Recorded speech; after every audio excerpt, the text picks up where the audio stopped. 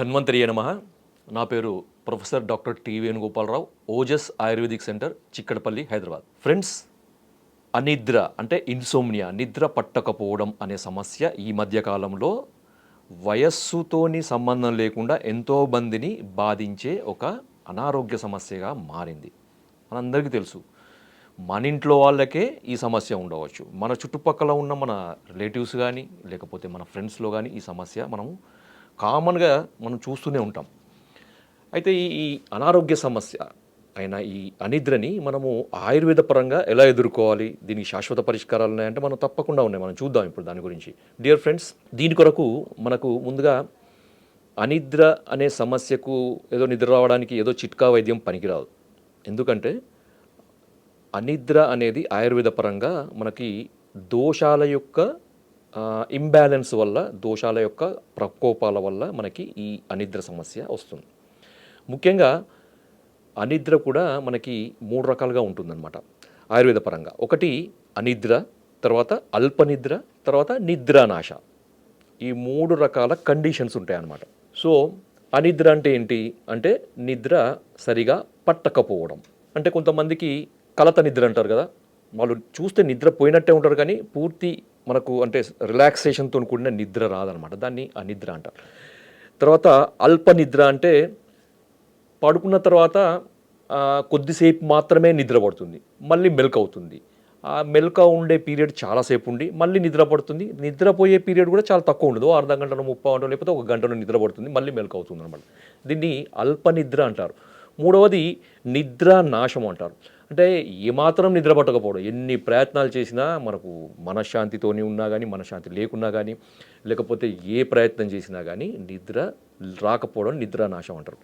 So అనిద్రకి కారణము వాత దోషం యొక్క ప్రకోపం, అల్పనిద్రకు పిత్త దోషం యొక్క ప్రకోపం. అదేవిధంగా నిద్రానాశానికి కఫదోషం యొక్క క్షీణం అంటే కఫక్షయము అంటారు. కఫక్షయం వల్ల పూర్తిగా నిద్ర రాకుండా పోతుంది. ఇది దోషాలకును ఈ రకరకాల నిద్ర వేరియేషన్స్ అంటారు కదా, వీటికి ఇంత సంబంధం అనమాట. నేను ఇవన్నీ ఎందుకు చెప్తున్నానంటే అందరికీ మీకు సార్ మీరు కొంతమంది నేను కామెంట్ చూస్తుంటాను ఆ వీడియోలో, సోది ఎక్కువ చెప్తున్నారు సార్ అని. నేను చెప్పేది సోది కాదు ఫ్రెండ్స్, నేను చెప్పేది సైన్స్. మనం సైన్స్ అర్థం చేసుకున్నప్పుడే దాని యొక్క సొల్యూషన్ అనేది కరెక్ట్గా ఉంటుంది. గుడ్డిగా పోయే వైద్యం కాదు ఆయుర్వేదము. కాబట్టి దోషాలను మనము బేస్ చేసుకొని చేసే ట్రీట్మెంట్ ఆయుర్వేదము. కాబట్టి ఒక్కొక్క కండిషన్కి ఒక్కొక్క దోషం యొక్క సంబంధం ఉంటుంది. కాబట్టి ఆ దోషంకు సంబంధించిన మందులు వాడితేనే మీకు ఈ నిద్రలేమి సమస్య, ఇన్సోమ్నియా అనే సమస్య అనేది తగ్గుతుంది. అయితే ఫస్ట్ మనము అనిద్ర వాత ప్రకోపం వల్ల వస్తుందని చెప్పాం కదా. అయితే దీనికి ఏ విధంగా మనం మందులు వాడాలి అంటే దీంట్లో మనం వాడాల్సింది ఏంటంటే అశ్వగంధ. ఎవరికైతే వాత ప్రకోపం వల్ల అనిద్ర సమస్య అనేది ఉంటుందో వాళ్ళకి చాలా ఉపయోగపడేది అశ్వగంధ చూర్ణం. మామూలుగా మార్కెట్లో దొరికే అశ్వగంధ పొడి తీసుకోండి, లేదా మీరు తెచ్చుకొని పొడి చేసుకునైనా వాడండి. మంచి క్వాలిటీ తీసుకోండి. ఆ అశ్వగంధ పొడి రోజుకు 1 టీ స్పూన్ రాత్రి పడుకునేటప్పుడు, అంటే డిన్నర్ చేసిన తర్వాత 1 గంట వ్యవధి ఇచ్చి, మినిమం 1 గంట వ్యవధి ఇచ్చిన తర్వాత 1 అరకప్పు గోరువెచ్చటి పాలు, ఆ పాలు ఆవు పాలైన పర్వాలేదు, గేదె పాలైన పర్వాలేదు. డయాబెటీస్ ఉన్నవాళ్ళు షుగర్ లేకుండా తాగండి. డయాబెటీస్ లేని వాళ్ళు కొంచెం షుగర్ కానీ బెల్లం పొడి కానీ మీకు 1/2 టీ స్పూన్ నుంచి 1 టీ స్పూన్ వరకు మీకు టేస్ట్కి తగ్గట్టు కలుపుకొని తాగండి. తాగి మీరు పడుకుంటే మీకు నిద్ర రావడం మొదలవుతుందనమాట. అది మొదటి రోజే మనకి ఈ రిజల్ట్ కనపడదు. మీరు రోజు క్రమం తప్పకుండా వాడుతుంటే మనకి ఆ దోషం యొక్క ప్రకోపం తగ్గి తద్వారా మీకు నిద్ర వస్తుంది. సార్ నేను ఇప్పుడు ఈరోజు వాడినా నాకు నిద్ర రాలేదు అంటే దానికి మనం ఏం చెప్పలేము అనమాట. ఎందుకంటే ఆ దోష ప్రకోపం తీవ్రత ఎక్కువ ఉన్నప్పుడు మందు పనిచేయడానికి టైం పడుతుంది. అంత టైం మనకి ఇవ్వాలన్నమాట. మీరు చాలా ఓపికగా మందులు వాడుతూ ఉండండి. వాడడం వల్ల మీకు ఈ వాత ప్రకోపం వల్ల వచ్చే అనిద్ర అశ్వగంధ చూర్ణంతో తగ్గిపోతుంది. రెండవది అల్పనిద్ర. ఇంతకుముందు చెప్పాను కదా, అల్పనిద్ర అంటే తక్కువ మనకి నిద్ర రావడం అనమాట. అంటే 1 గంట సేపు నిద్ర రావడం, లేకపోతే అర్ధ గంట సేపు నిద్ర రావడం, మళ్ళీ మెలక రావడం, మళ్ళీ ఒక 2-3 గంటలకు నిద్ర పట్టకపోవడం. ఇవన్నీ కూడా మనకి ఈ పిత్త ప్రకోపం వల్ల మనకి అల్పనిద్ర అనే సమస్య అనేది వస్తుంది. దీని కొరకు చాలా అద్భుతంగా పనిచేసే మూలిక మనకి జటామాంసి అంటారనమాట. జటామాంసి దీని పేరు గుర్తుపెట్టుకోండి, జటామాంసి. అశ్వగంధ చాలామందికి తెలుసు, కానీ జటామాంసి చాలా తక్కువ మందికి తెలుసు. జటామాంసి ఇది హిమాలయాల్లో దొరికే ఒక మూలిక, దానికి సంబంధించిన వేర్లు. మనకు మార్కెట్లో కూడా జటామాంసి అని అంటారు, తెలుగులో కూడా జటామాంసి అంటారు. చాలా రకాల మనకి ఈ లాంగ్వేజెస్లలో కూడా, ఇండియన్ లాంగ్వేజ్లో కూడా జటామాంసి అనే పిలుస్తారు. ఆయుర్వేదంలో కూడా దీని పేరు జటామాంసి. దీని శాస్త్రీయ నామం కూడా నార్డోస్టాకిస్ జటామాంసి. ఇది మనకి మార్కెట్లో దొరుకుతుంది. దీని పొడి కూడా దొరుకుతుంది, లేదంటే మీరు పొడి చేసుకోండి, మార్కెట్లో తీసుకొచ్చి డైరెక్ట్గా పొడి చేసుకోండి. పొడి చేసుకున్న తర్వాత ఇది కూడా సేమ్ ఇంతకుముందు నేను చెప్పాను కదా అశ్వగంధ ఎలా వాడాలో అలాగనే పాలలో కలుపుకొని తాగండి. మీకు ఈ పిత్త ప్రకోపం వల్ల వచ్చే ఈ అల్పనిద్రత అనే సమస్య అనేది పూర్తిగా తగ్గిపోతుంది. ఇంకా మూడవది నిద్ర నాశము, అంటే ఎటువంటి ప్రయత్నాలు చేసినా కానీ నిద్ర రాకపోవడము. ఇది చాలా తీవ్రమైన సమస్య అన్నమాట. దీని కొరకు చాలా రకాల మనము ప్రయోగాలు, ఔషధాలు, మందులు వాడాల్సి ఉంటుంది. దీంట్లో ఘృతం అంటే మనకి బ్రాహ్మీ ఘృతం కానీ, అశ్వగంధ ఘృతం ఇంతకుముందు చెప్పాను కదా.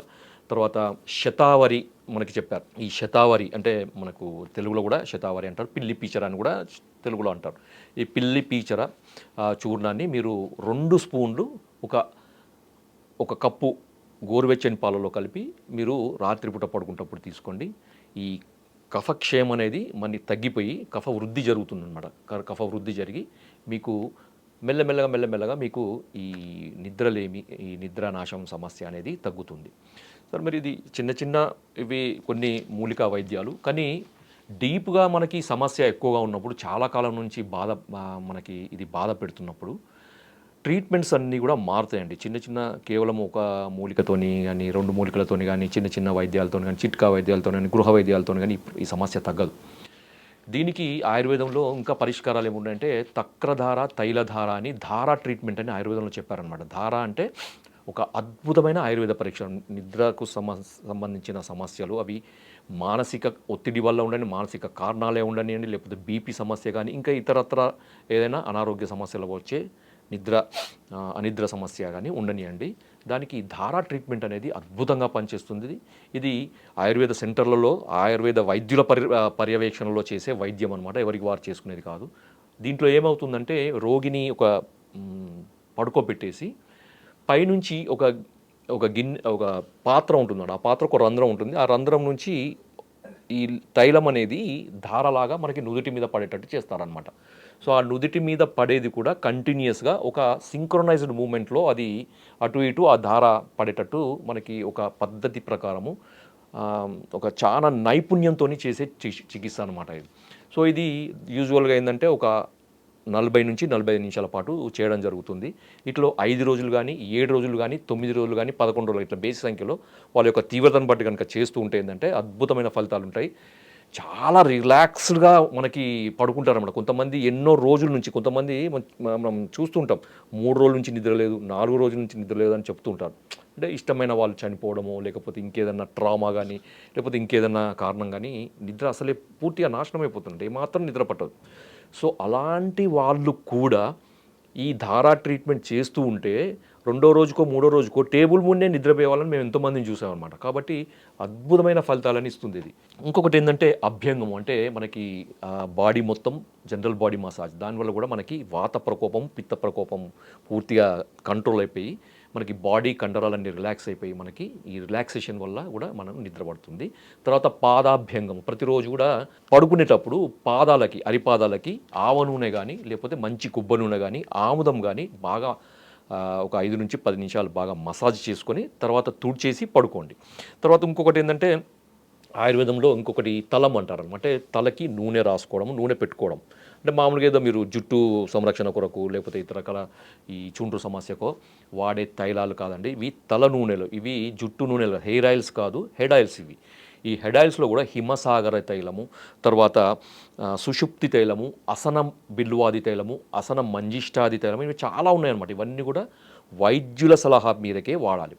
తర్వాత బృహత్ బ్రహ్మి వటి అని కూడా ఒకటి ఆయుర్వేదంలో చెప్పారు. దీంట్లో మనకి ఏమంటే బంగారం యొక్క భస్మము, స్వర్ణ భస్మము అంటారనమాట. స్వర్ణ భస్మం యొక్క మిశ్రణం ఉంటుంది కాబట్టి కొంచెం కాస్ట్లీ ఉంటుంది, కానీ దీర్ఘకాలంగా మనకి ఇతరత్ర బ్రెయిన్కు సంబంధించిన సమస్యల వల్ల ఈ సెంట్రల్ నర్వస్ సిస్టమ్ అంటారు కదా, బ్రెయిన్కి సంబంధించిన నర్వస్ సిస్టంలో వచ్చే మార్పుల వల్ల వచ్చే ఈ నిద్రలేమి సమస్యకి ఇది అద్భుతంగా పనిచేస్తుంది. తర్వాత యోగేంద్ర రసాన్ని, తర్వాత ఇంకా చాలా రకాల ఆయుర్వేద మందులు మనకి ఉన్నాయి ఈ నిద్రలేమి సమస్య పోగొట్టుకోవడానికి. కాబట్టి మిత్రులారా, మీరు నిద్రలేమి సమస్యను మీరు తేలికగా తీసుకోకండి. ఇది చిట్కా వైద్యంతోనో లేకపోతే ఇంకేదో సింపుల్ రెమెడీస్తోనో పోవాలనే ఆలోచన చేయకుండా ఆయుర్వేద వైద్యులను సంప్రదించి వాళ్ళ పర్యవేక్షణలో, వాళ్ళ సలహా మేరకు ఆయుర్వేద వైద్యుల పర్యవేక్షణలో కనుక మీరు ట్రీట్మెంట్ తీసుకుంటే ఈ నిద్రలేమి సమస్య అనేది శాశ్వతంగా పరిష్కారం అవుతుంది. ఎందుకంటే నిద్రాయతనం సుఖం దుఃఖం పుష్టికార్ష్య బలాబలం వృషతా క్లీబత జ్ఞానమజ్ఞానం శరీరం అని అన్నారు. అంటే ఒక నిద్రను ఆయనము అంటే నిద్రను బేస్ చేసుకొని సుఖము దుఃఖము కానీ, లేదా పుష్టి కార్షము అంటే శరీరం యొక్క పుష్టి అంటే మంచి బలంగా ఉండడానికి, పుష్టిగా ఉండడానికి, లేకపోతే క్షీణించిపోవడానికి కూడా కారణం నిద్రనే. తర్వాత బల అబలం అన్నారు, అంటే బలంగా ఉండడానికి బలహీనం, కార్షత అబలం అంటే నీరసించిపోవడానికి కూడా మనకి ఇది నిద్రనే కారణం. అంటే నిద్ర లేకపోవడం వల్ల నీరసము, మంచి నిద్ర వల్ల పుష్టి, తర్వాత సుఖము, ఇవన్నీ కూడా వస్తాయి. తర్వాత వృషతా క్లీబత అన్నారు, అంటే మనకి పొటెన్సీ అనమాట. ఈ పొటెన్సీ అనేది కూడా నిద్ర మీద ఆధారపడి ఉంటుంది. నిద్ర లేని వాళ్ళకి పొటెన్సీ తగ్గుతుంది, మంచి నిద్ర ఉన్న వాళ్ళకి పొటెన్సీ పెరుగుతుంది. తర్వాత జ్ఞానము అజ్ఞానము, తర్వాత మనకి జ్ఞానము తర్వాత అంటే మీకు తెలుసు, అజ్ఞానం అంటే మీకు తెలుసు. అజ్ఞానం అనేది మనకు నిద్ర లేమి వల్ల, జ్ఞానం అనేది మంచి నిద్ర వల్ల కలుగుతుంది. కాబట్టి మిత్రులారా, మనకు త్రయోపస్తంభాలని ఆయుర్వేదంలో చెప్పారన్నమాట. అంటే ఆహారము, నిద్ర, బ్రహ్మచర్యము. మనకి శరీరానికి ఆహారము ఎంతైతే ముఖ్యమో మన మనస్సుకి నిద్ర కూడా ఆహారం అన్నమాట. శరీరానికి మనం తీసుకునే ఫుడ్ ఏ విధంగానైతే ఉపయోగపడుతుందో మన మనస్సుకి కూడా ఈ నిద్ర అనేది ఒక ఆహారంలాగా పనిచేస్తుంది. ఆహారం తగ్గినప్పుడు రకరకాల సమస్యలు వస్తాయి. మనం తీసుకునే ఆహారం వల్ల తగ్గితే మనకి శరీరానికి ఏ విధంగా సమస్యలు వస్తాయో, సరైన నిద్ర లేకపోవడం వల్ల మనకి ఎన్నో రకాల మానసిక రోగాలు, ఆ మానసిక రోగాలు కూడా శారీరక రోగాల మీద ప్రభావం చూపే అవకాశం ఉంది. కాబట్టి మిత్రులారా, ఇప్పుడు నేను చెప్పిన విధంగా నిద్రకు సంబంధించిన సమస్యలకు